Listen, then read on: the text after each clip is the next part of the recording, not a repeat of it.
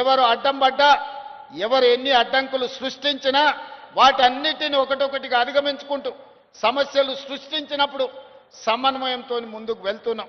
అందుకే ఇవాళ పోయిన సంవత్సరమే గోదావరి నదీ జలాల ప్రాజెక్టు తీసుకోవాలనుకున్నప్పుడు కొంతమంది కుట్రలు కుతంత్రాలు చేసింది.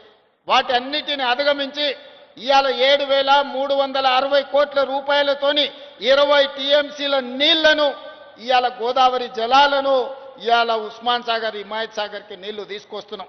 దాదాపుగా ఇందులో 15-16 టీఎంసీల హైదరాబాదు నగరానికి తాగునీరు అందించే కార్యక్రమం తీసుకుంటాం. మధ్యలో వచ్చిన చెరువులు నింపుకుంటూ వస్తాం. దాదాపుగా 4-5 టీఎంసీలు మూసి ప్రక్షాళనకు వాడి ఈ మూసిని పట్టి పీడిస్తున్న కాలుష్యాన్ని తొలగించి హైదరాబాదు నగరంలో ఉన్న డ్రైనేజ్ వ్యవస్థను మొత్తం మూసిలో కలపకుండా హైదరాబాదు ఫ్యాక్టరీల యొక్క కాలుష్యాన్ని మూసిలో కలపకుండా ఇవాళ నియంత్రించడం ద్వారా ఎస్టీపీలు ప్రారంభించడం ద్వారా కాలుష్యాన్ని కూడా నియంత్రించదలుచుకున్నాం. అందుకే ఇవాళ ఈ గొప్ప కార్యక్రమాన్ని తీసుకున్నాం.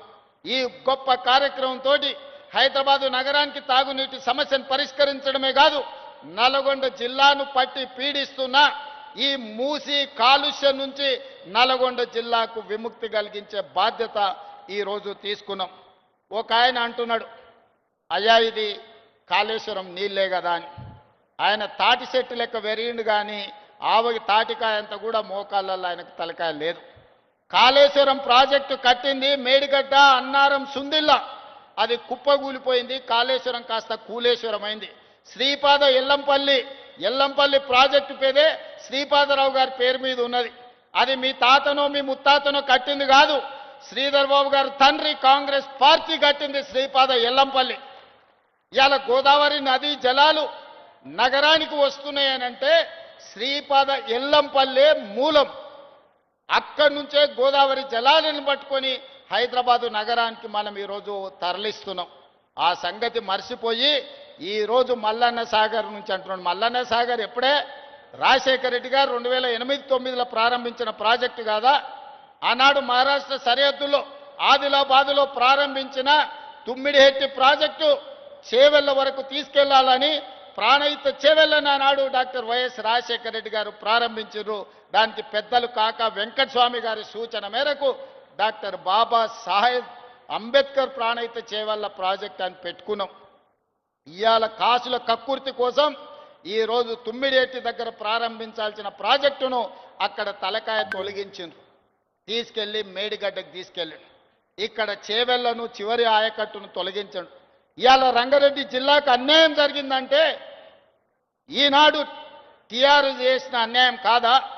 ఆనాడు చేవెళ్లలో రాజశేఖర రెడ్డి గారు ప్రారంభించిన ప్రాజెక్టు అటు చేవెళ్ల, వికారాబాద్, తాండూరు, పరిగి వరకు గోదావరి జలాలను అందించడం ద్వారా ఈరోజు ఈ రంగారెడ్డి జిల్లాలో గోదావరి జలాలతోని వ్యవసాయానికి అందించాలని ఆనాడు డాక్టర్ వైఎస్ రాజశేఖర రెడ్డి గారు ఉన్నప్పుడు కాంగ్రెస్ పార్టీ చేసిన ప్రణాళిక కాదా?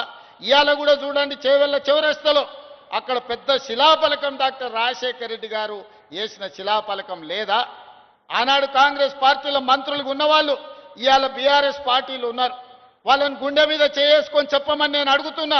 ఎవరు ప్రాణహిత చేవెళ్లకు నీళ్లు తేవాలని ప్రయత్నం చేసిండ్రు? ఎవరు ముఖ్యమంత్రిగా ఉండే రంగారెడ్డి జిల్లాకు, చేవెళ్లకు, వికారాబాద్కు, తాండూరుకు, పరిగికి అన్యాయం చేసింది ఎవరు?